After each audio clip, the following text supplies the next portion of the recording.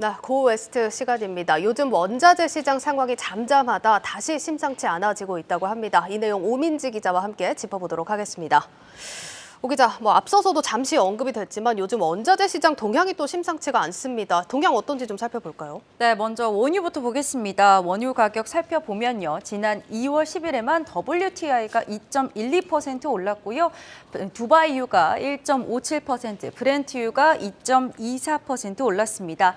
10일에 러시아가 감산을 발표한 영향인데요. 러시아는 유럽연합 또 G7의 제재에 대한 보복으로 3월부터는 원유 생산을 하루 50만 배럴 감축하겠다고 밝혔죠. 예. 중국에서 방역 조치를 멈추면서 안 그래도 원유 수요가 늘고 있는데 이번 러시아 감산 조치가 함께 이 원유 가격 상승을 견인한 것으로 풀이가 됩니다. 국제유가는 2월 들어서 가격이 상승세를 보이고 있습니다. 작년 12월에 저점을 찍었던 브렌트유가 2월 들어서는 회복세를 보이고 있습니다. 예, 당연히 이 소식에 웃을 종목들 정유주들이겠네요. 네, 맞습니다. 옥시덴탈 또 쉐브론이 최근에 잠깐 주춤했는데요. 이번 소식으로 일제히 주가가 반등했습니다. 지난 10일에 옥시덴탈 페트롤리움은 3.84% 올랐고요. 쉐브론도 2.10% 상승 마감했습니다. 원유 가격 상승에 따라서 이 석유화학 업체들이 수혜를 본 거죠.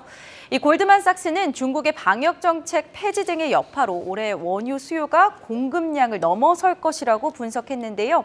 그러면서 브렌트유를 기준으로 올해 유가가 점점 올라서 1분기에는 배럴당 90달러, 2분기에는 95달러, 이후 4분기에는 배럴당 105달러까지도 전망이 된다, 이렇게 분석했습니다. 또 미국의 헤지펀드 매니저인 페에르 안두랑은요, 최근 중국의 석유 소비량 증가가 생각보다 좀 클 것으로 보인다면서 국제 유가가 무려 배럴당 140달러를 넘어설 수도 있다까지 말했습니다. 140달러면 작년에 최고점이 127달러입니다. 이걸 더 웃도는 수준까지 올라갈 수 있다라는 거니까 원유 동향도 주시해서 지켜보셔야겠습니다. 다른 원자재들 상황은 어떤가요?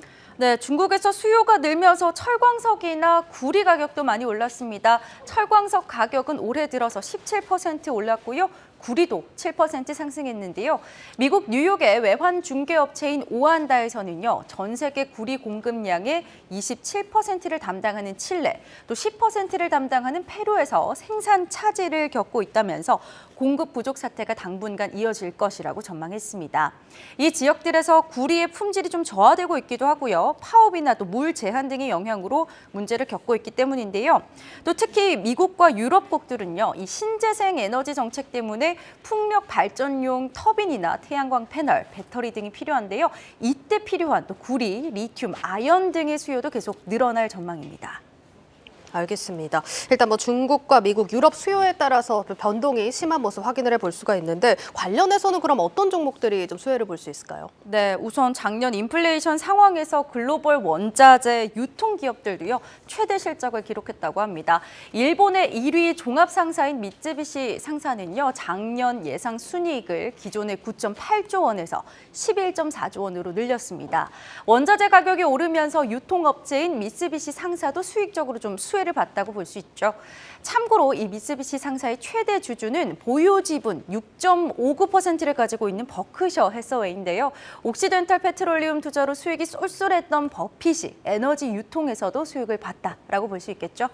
이처럼 유통 쪽에서도 이번에 역시 수혜가 있을 수 있겠습니다. 예, 유통 부문도 좀 기대를 해볼 수 있겠지만 당연히 좀 직접적인 수혜가 기대되는 건 채굴업체들 아니겠습니까? 네, 맞습니다. 광산업체 주가도 상승세입니다. 프리포트 맥모란과 알코아가 올해 들어서 각각 11.71%, 9.22% 올랐는데요. 비교 대상으로 S&P 500 지수의 상승률인 6.96%보다 상승세를 웃돌고 있습니다. 골드만삭스는 원자재 공급이 제한되어 있기 때문에 이 유럽의 석유나 또 원자재 채굴 기업들의 이익이 늘어날 것으로 기대한다고 설명했는데요. 특히 현재는 밸류에이션이 낮다는 점에서도 더 매력이 있다, 이렇게 봤습니다. 이 밖에도 최근 하락했던 천연가스 가격도 지난 10일에만 3.46% 올랐습니다. 러시아의 원유 감산 조치도 영향을 미쳤고요. 역시나 공급 부족 문제로 가격이 오를 수 있다는 전망이 나오고 있습니다. 이렇게 원자재 가격이 다시 꿈틀대고 있다는 점에서 이 문제는 인플레이션 우려감이 다시 커질 수 있다라는 점입니다. 예, 글로벌 IB들에서도 이런 분석 좀 심심치 않게 찾아볼 수 있는 상황인데 원자재 가격이 사실 인플레이션을 크게 좀 부추길 수 있다, 이런 우려겠네요.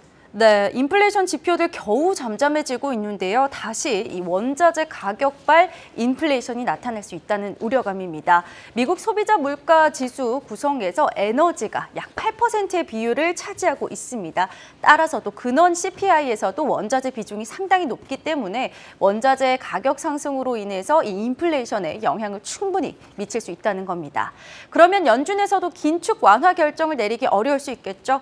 중국의 방역 완화 조치 이후 수요 증가가 얼마나 크게 또 오래 이어질지 아직은 시장에서 확인해야 하는 시기인데요.